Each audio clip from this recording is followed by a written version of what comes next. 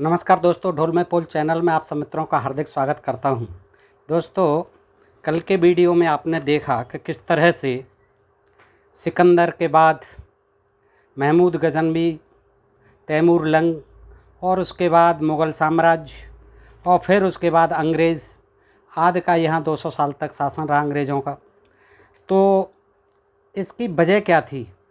आपने देखा कि ज़रा ज़रा से लुटेरे तक आकर के यहाँ शासन कर गए और हमारे जो है हिंदू शासक जो है यहाँ आपस में ही लड़ते झगड़ते रहे और मरते पिटते रहे और ग़ुलाम होते रहे।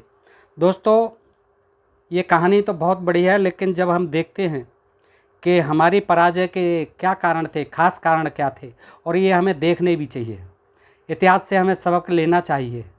तो दोस्तों, इस संदर्भ में बगैर किसी बड़ी भूमिका के मैं आगे इसी पुस्तक हिंदू इतिहास हारों की दास्तान डॉक्टर सुरेंद्र कुमार शर्मा अज्ञात जी, इन्होंने जो है बहुत अच्छा प्रकाश डाला है दोस्तों इसके संदर्भ में कि इतनी लंबी पराजयों का, इतनी लंबी गुलामी का आखिर कारण क्या था। तो जब हम इस पर दृष्टिपात करते हैं, विचार करते हैं, तो दोस्तों सबसे पहले जो मेन कारण निकल के आता है वो धर्म। हमारे देश में जो धर्म नाम की चीज़ रही है उसने पहले समाज को बांटा है और समाज में फूट परस्ती पैदा की, ऊंच नीच, जात पात और छुआछूत पैदा की। तमाम धर्म ग्रंथों में ऐसे तमाम प्रकरण जोड़ दिए गए, तमाम कथा कहानी मनमानी ढंग से लिख दी गई और जिसे धर्म कहा गया, धर्मशास्त्र कहा गया, उन्होंने ऐसी व्यवस्था कर दी कि एक दूसरी जाति जो है एक दूसरी जाति को देखना नहीं चाहती थी और वही जो है आगे होता रहा। और उसी फूट का परिणाम ये रहा कि विदेशियों ने आकर के यहाँ देखा कि ये भारतीय समाज तो बहुत ज़बरदस्त फूट में बटा हुआ है, तो उन्होंने इसी फूट का लाभ उठाया दोस्तों। तो ये हम देखते हैं और इस बात को जो है डॉक्टर सुरेंद्र कुमार शर्मा अज्ञात, देखिए इन्होंने बहुत अच्छे ढंग से इसका विवेचन किया है इस पुस्तक में। तो इन्होंने भी पहले धर्म को अपराधी यानी दोषी, जिम्मेदार ठहराया है इसके लिए।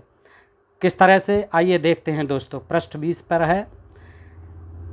आगे कहते हैं कि इस सिंहावलोकन से जो आपने देखा हार रही अब तक तमाम आक्रांताओं के आगे अंग्रेज़ों तक, तो इस सिंहावलोकन से भारतीय युद्ध नीति की दुर्बलताएं और भारतीयों की पग पग पर हुई पराजयों का निदान स्पष्ट तौर पर दिख पड़ता है।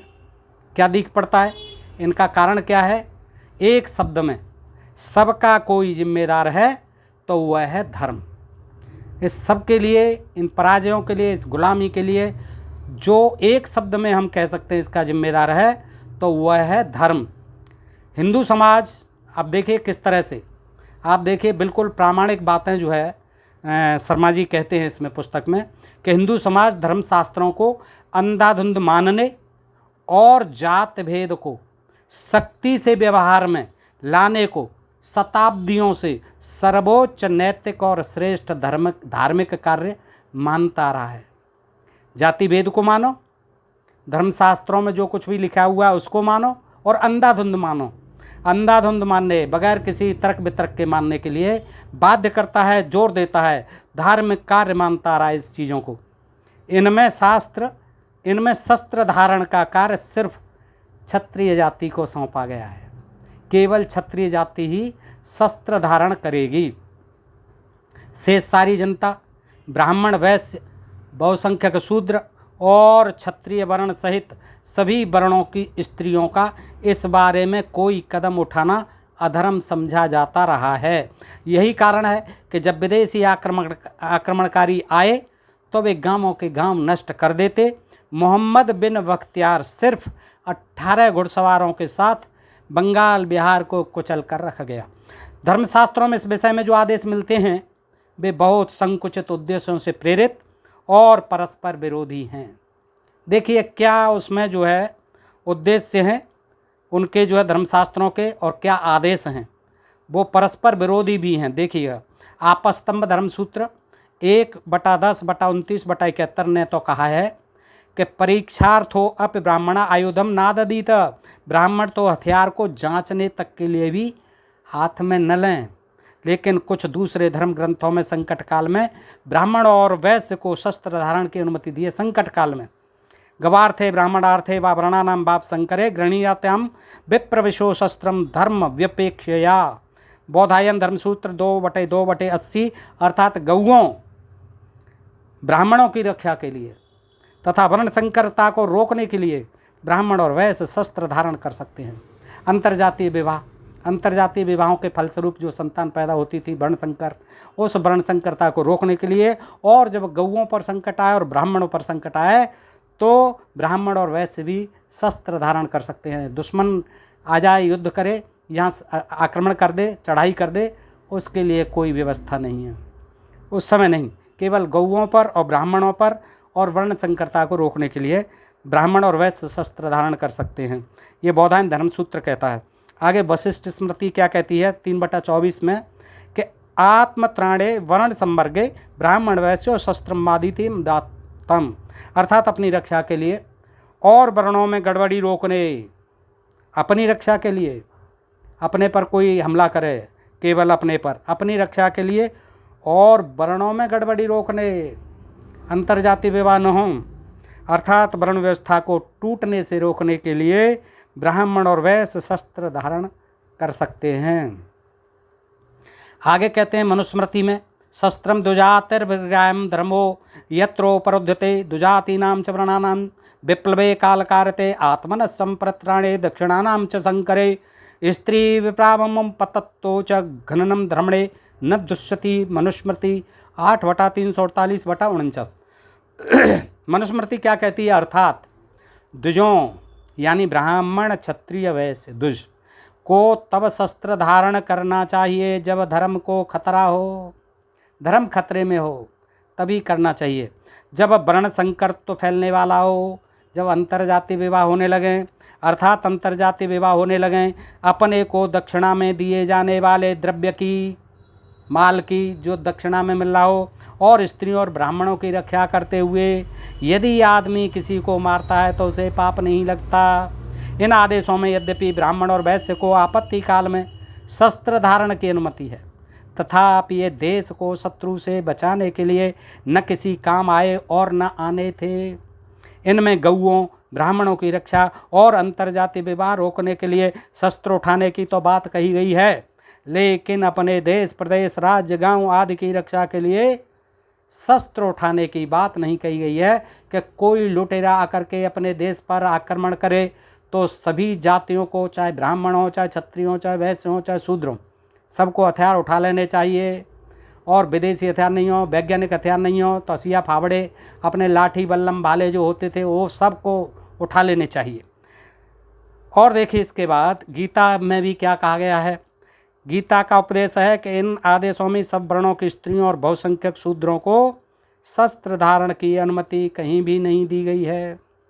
तीसरे, जो वैश्य और ब्राह्मण वैसे सारी उम्र शस्त्रों से दूर रखे गए थे, वे यदि संकट काल में शस्त्र उठाते भी तो प्रशिक्षित हमलावर सैनिकों का क्या बिगाड़ सकते थे। जो ट्रेंड सैनिक आक्रमण करने आते थे उनके लिए ये क्या बिगाड़ सकते थे, जो कभी यकायक संकट काल में शस्त्रों को उठाते थे, तो ये क्या बिगाड़ सकते थे। भला हो गीता का उसने किसी गैर क्षत्रिय को क्षत्रिय का धर्म अपनाने ही नहीं दिया और बहुत लोभावनी हुआ भयंकर शिक्षा दी कि अपनी जात के धर्म का पालन करते हुए मर जाना भी बेहतर है। शूद्रों को शूद्र सेवा और दुष्सेवा करने में ही मर जाना बेहतर है। कोई शस्त्र नहीं उठाना है, न वैश्यों को उठाना है, न ब्राह्मणों को उठाना है। अपना अपना कर्म करिए, अपनी जाति के धर्म का पालन करते हुए मर जाना ही बेहतर है। परंतु दूसरे वर्ण का धर्म अपनाना हानिकारक होता है। तो बताइए शूद्र जो है कैसे, बहुसंख्यक शूद्र जो है कैसे क्षत्रिय बन सकते थे, कैसे लड़ाई लड़ सकते थे, कैसे हथियार उठा सकते थे। उनको तो कहा ही नहीं गया। गीता कहती है कि अपनी जाति के धर्म पालन करते हुए मर जाना भी बेहतर है, परंतु दूसरे वर्ण का धर्म अपनाना हानिकारक होता है। स्वधर्म निधनम श्रेय। जब सिर्फ एक जात विशेष पर जो मोटे तौर पर जनसंख्या के 8वें भाग से भी बहुत कम थी, पूरी तरह से प्रतिरक्षा का काम डाला गया। अब क्षत्रियों का क्या दोष था? उन पर ये भार क्षत्रियों पर ही डाला गया, केवल रक्षा करने का, मरने और मारने का। और वो कितने थे? जनसंख्या के 8वें भाग से भी बहुत कम थी, पूरी तरह से प्रतिरक्षा का काम डाला गया। तब जनसंख्या के 7 से भी ज़्यादा हिस्से यदि प्रतिरक्षा के प्रति उदासीन नहीं होंगे तो और क्या होगा?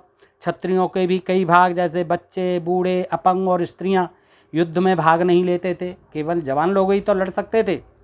फिर युद्ध में हिस्सा लेने वाले क्षत्रिय पुरुषों की संख्या भी हर मुठभेड़ और युद्ध के बाद अपेक्षा कम हो जाती थी। बहुत से क्षत्रिय मर जाते थे, जवान और बुढ़े और स्त्रियां, बूढ़े, बच्चे, अपंग जो है लड़ नहीं सकते थे। तो बताइए 8वें भाग से भी कम जनसंख्या कितने आक्रमणों को रोक सकती थी और कैसे देश को गुलाम होने से बचा सकती थी? युद्ध सामग्री तैयार करने वालों में धनुष, तीर और रथ बनाने वाले विशेष रूप में आते थे, लेकिन उन्हें पुरुषमेध यज्ञ के अवसर पर बलि चढ़ा दिया जाता था। देखें यजुर्वेद अध्याय 30 कि युद्ध सामग्री तैयार करने वालों में धनुष, तीर और रथ बनाने वाले विशेष रूप में आते थे, लेकिन उन्हें पुरुषमेध यज्ञ के अवसर पर बलि चढ़ा दिया जाता था। देखें यजुर्वेद अध्याय 30। इससे युद्ध सामग्री के स्तर के विकसित होने की संभावनाएं कम हुई। लड़ने और शस्त्र चलाकर आजीविका कमाने का पेशा अन्य पेशों की तरह जन्मजात बना दिया गया था। इससे बहुत से क्षत्रिय अनिच्छा से और मजबूर होकर इसे अपनाते थे। जरूरी नहीं है कि हर क्षत्रिय जो है लड़ने मरने के लिए तैयार रहता था और उन पर यह जबरन थोपा गया था। तो कुछ की इच्छा होती थी, कुछ की अनिच्छा भी होती थी। ऐसे में उनमें उत्साह और नई चीज़ें सीखने की आवश्यक ललक कहाँ से आती? अश्वमेध का भी कुपरिणाम देख लीजिए, उस समय क्या होता था। अश्वमेध, उसका भी कुपरिणाम निकला कि वेदों में क्षत्रियों के लिए अश्वमेध यज्ञ करने का विधान था। यह यज्ञ दिग्विजय करके किया जाता था। इसे करना बहुत बड़ा पुण्य और कीर्ति बढ़ाने वाला कार्य समझा जाता था, लेकिन इसके दुष्परिणाम स्वरूप खंडीकरण और पारस्परिक विद्वेष की जो प्रक्रिया एक बार शुरू हुई, उसने फिर खत्म होने का नाम ही नहीं लिया। कैसे? इससे हुई अपूर्णीय क्षति को देखकर अश्वमेध का आविष्कार और विधान करने वालों की आत्माओं ने, यदि वे होती हैं तो अवश्य खून के आंसू बहाए होंगे। दिग्विजय करके यशोलाभ प्राप्ति की कामना के बसीभूत होकर शासक ने अपने इर्द गिर्द के दूसरे राजाओं पर हमले किए। आपस में ही एक दूसरे को जीतने के चक्कर में अश्वमेध एक करते थे कि मैं चक्रवर्ती सम्राट बन जाऊं। किसी को कुछ प्राप्त हुआ तो किसी से कुछ छीना, उसमें छीना झपटी थी, किसी को हराते थे, किसी को मारते थे। जीतने वाले ने अपनी डींग लिखवाई और कुल का नाम रोशन किया, लेकिन बात यहीं समाप्त नहीं हुई। इसके घातक और दूरगामी परिणाम निकले। देश की शक्ति का व्यर्थ ह्रास हुआ, आपस में लड़ना मरना झगड़ना हुआ, व्यर्थ शक्ति का ह्रास हुआ और हर शासक एक दूसरे का शत्रु बना। इससे आपस में एक दूसरे को नष्ट करने की होड़ लगी, जिसका लाभ उठाया विदेशी हमलावरों ने। उन्हें न केवल कहीं भी साझा शत्रु मानकर रोका नहीं गया, बल्कि जब एक राजा पर वे हमला करते थे तो दूसरे तमाशा देखते रहते थे। विदेशी आते थे, एक राजा पर चढ़ाई करते थे, दूसरे तमाशा देखते रहते थे आपसी घृणा के, क्योंकि उसको भी मारा पीटा था, लूटा पीटा था अश्वमेध यज्ञ के चक्कर में, चक्रवर्ती सम्राट बनने के चक्कर में। आपसी घृणा के भी इतने शिकार हुए कि उन्हें इस बात का कभी ध्यान ही नहीं आता था कि विदेशी शत्रु उनके पड़ोसी को ठिकाने लगाकर उन पर भी झपट सकता है। यही कारण है कि अपने देशों से मार भगाए हुए कबीले तक जिन्हें वहाँ मौत दिखाई दी, वो यहाँ आकर शासक बन गए, अपने यहाँ से मार पीट के भगाए गए, और जिन्हें वहाँ मौत दिखाई दी वो भी यहाँ करके शासक बन गए हमारे देश में। जैसे शक और कुषाण, कई बार तो पड़ोसी को हल्का करवाने की गर्ज से विदेशियों को खुद बुलावे भेजे गए। जैसे सांगा ने बाबर को बुलवाया। यदि बार बार मौके खाने से कुछ अकल आई भी तो किसी काम की सिद्ध न हुई, क्योंकि दिग्विजयों के खपत के कारण, शौक के कारण आंतरिक घृणा और द्वेष की भावना इस कदर व्याप्त हुई कि संयुक्त सेनाओं में पूरा तालमेल नहीं हो सका और न नेता के चुनाव पर सहमति हो सकी। कोई एक सेनापति, कोई नेता नहीं बन सका एक। क्षुद्रकों और मालवों ने मिलने की कोशिश की, लेकिन औपचारिकताओं के आडंबर ने सारी योजना पर पानी फेर दिया। अहमद शाह अब्दाली का मुकाबला करने के लिए सेनाएं जुटीं तो सामने शत्रु के डटे होने पर भी साझीदारों में बहस होती रही, और एक ने तो यहाँ तक कह दिया कि यदि उसकी बात नहीं मानी जाएगी तो वह अब्दाली से जा मिलेगा। ये तालमेल का अभाव था, आपस में एकता का अभाव था। हिंदू धर्म में धर्मशास्त्रों का दबदबा इतना रखा गया है कि उन पर क्यों किंतु करने वालों को नास्तिक कह करके, उनके विरुद्ध धार्मिक उन्माद पैदा करके उन्हें नष्ट करवा दिया जाता रहा। इनके विरुद्ध जो है कोई बोल नहीं सकता था। हिंदू धर्मशास्त्रों का इतना दबदबा रखा गया कि जो लिख दिया है ब्रह्मवाक्य जनार्दनम उस पर ही चलना है, चाहे देश का बंटा ढार हो जाए, उससे कुछ भी हो जाए। और उसके खिलाफ अगर कोई कुछ कहता था तो उसको नास्तिक कहकर उनके विरुद्ध धार्मिक उन्माद पैदा करके उन्हें नष्ट करवा दिया जाता था। दूसरे धर्मों में भी धर्म ग्रंथों का प्रभुत्व रहा है, ऐसा नहीं है कि हिंदू धर्म में रहा है, और धर्मों में भी रहा है धर्म ग्रंथों का लेकिन जीवन के हर क्षेत्र में हर कदम पर जितनी तानाशाही हिंदू धर्मशास्त्रों की रही है उसकी कहीं मिसाल नहीं। धर्म ग्रंथों ने युद्ध के लिए चतुरंगिणी सेना का विधान किया। उस समय रथों और हाथियों की महत्वपूर्ण भूमिका होती थी। चतुरंगिणी सेना, हिंदू अपने धर्मशास्त्रों की लकीर पीटने के लिए इसी चतुरंगिणी के चक्कर में पड़े रहे। यद्यपि इसी की कृपा से उनकी जीतें हारों में बदलती रहीं, इसी चतुरंगिणी के चक्कर में हारते रहे और जीतें जो हारों में बदलती रहीं। भारी भरकम क्यों? कारण कि भारी भरकम रथों से न तो फुर्ती से मार होती थी और न ही बरसाती मौसम में भी अच्छी तरह चल सकते थे हाथी और रथ। चतुरंगिणी में दूसरी महत्वपूर्ण भूमिका थी हाथियों की। हाथी भारत का युद्ध में बेड़ा गर्क करवाने में बहुत सहायक सिद्ध हुए और ज़्यादातर राजा लोग हाथियों से ही लड़ते थे। उन्हीं की बदौलत जीतते जीतते पुरु हार गया। उन्हीं की बदौलत महमूद गजनी के मुकाबले में जीतता हुआ आनंदपाल पराजित हुआ, और उन्हीं की बदौलत, हाथियों की बदौलत 1526 ईस्वी में पानीपत की लड़ाई में बाबर के मुकाबले में इब्राहिम लोदी परास्त हुआ।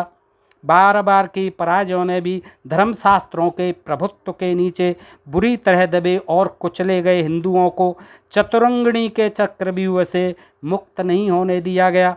हिंदू धर्म ग्रंथ कुछ तो परमात्मा के बनाए हुए हैं, ऐसा कहते हैं कि ये परमात्मा के बनाए हुए हैं जैसे वेद, और कुछ उसके साथ एकात्म स्थापित कर चुके हुआ त्रिकालदर्शी ऋषियों, परमात्मा के साथ एकात्म स्थापित कर चुके ऋषियों मुनियों द्वारा लिखे गए हैं। अतः उनमें दुनिया का सारा ज्ञान निहित है। एक ऐसे ही ऋषि मुनि ने महाभारत महाकाव्य के विषय में, जिसे रूढ़वादी हिंदू इतिहास और धर्म ग्रंथ मानते हैं, महाभारत को साफ शब्दों में डींग मारी है महाभारत में कि जो इसमें है, महाभारत में जो इसमें है वह अन्यत्र भी शायद मिल जाए, लेकिन जो इसमें नहीं है वो कहीं नहीं मिलेगा। यदि हास्ते तद्यनंत्र यन्यहास्ते न तत्त्वचित। जब इन हिंदू धर्म ग्रंथों में ऐसी चीज़ें हैं जहाँ तक आज भी विज्ञान नहीं पहुँचा, जैसे आज भी अतीतवादी हिंदू डींगे मारते रहते हैं, तो उनको मानकर चलने वाले हिंदू ऐसी कोई नई चीज़ दूसरों से सीखकर अपनी युद्ध विद्या में परिवर्तन व परिवर्धन आविष्कार कैसे कर सकते थे? वे अपने को खुद ही अपमानित कैसे कर सकते थे कि हम विदेशियों की तकनीक क्यों सीखें? हम तो बहुत बड़े योद्धा हैं, बहुत बड़े वैज्ञानिक हैं, हमारे पास ऐसे ऐसे विशाल हथियार हैं। वे 3-3 गज, लगभग 3.25 मीटर लंबे तीरों से चिपटे रहे। कितने? 3-3 गज लंबे तीरों से चिपटे रहे, जबकि यूरोप, पश्चिमी और मध्य एशिया में बंदूकों और तोपों का प्रयोग काफ़ी समय से हो रहा था, और यहाँ यही अग्नास्त्र और बाणास्त्र और ब्रह्मास्त्र से चिपके रहे, और ये सब 3-3 गज के बाण होते थे, धनुष बाणों से चिपके रहे। जबकि मध्य एशिया में और यूरोप में और पश्चिमी और मध्य एशिया में बंदूकों और तोपों का प्रयोग काफ़ी समय से हो रहा था। हिंदुओं को तोप बंदूकों का पता तब चला जब 1526 में बाबर ने उनकी धज्जियाँ उड़ा दी। तो दोस्तों इस तरह से हमारी हार में जो लगातार होती रही और हम गुलाम होते रहे, इसमें धर्म का इस तरह से हाथ रहा। इसमें देखिए कितनी सच्चाई है, आज भी देख सकते हैं। और धर्म ने जो है समाज को छिन्न भिन्न करके रखा, और आज भी इसी धर्म के कारण ही समाज जो है बटा हुआ है। आज 7,000 जातियों में शूद्र समाज बटा हुआ है, और उस जाति के खिलाफ, शूद्र समाज के खिलाफ आज भी तमाम तरह के मनगढ़ंत तमाम अंधविश्वास और पाखंड और कर्मकांड पैदा किए जा रहे हैं। उनको बहलाया और फुसलाया जा रहा है, और अपना जो है उल्लू सीधा करने के लिए अपनी ब्राह्मणी व्यवस्था आज भी कायम है दोस्तों। तो आज के लिए इतना ही दोस्तों, और इसमें आगे भी देखेंगे हम कि महाभारत और रामायण भी कितनी दोषी रही, उनके जो प्राविधान कितने दोषी रहे हमारी हारों के लिए, हमारी पराजय के लिए, हमारी गुलामी के लिए। दोस्तों अगर आपको ये प्रसंग अच्छा लगे, वीडियो पसंद आए, तो कृपया मुझे बताएं कि क्या आपको पसंद लगा, क्या पसंद लगा इसमें। और दोस्तों क्या आप आगे भी इस प्रकरण को देखना चाहते हैं, सुनना चाहते हैं, तो कृपया बताएं। आज के लिए इतना ही। सुनने के लिए बहुत बहुत धन्यवाद और आभार। और दोस्तों एक ही अनुरोध कि अपने प्रिय चैनल ढोल में पोल को सब्सक्राइब करते रहें। नमस्कार, जय हिंद, जय भारत।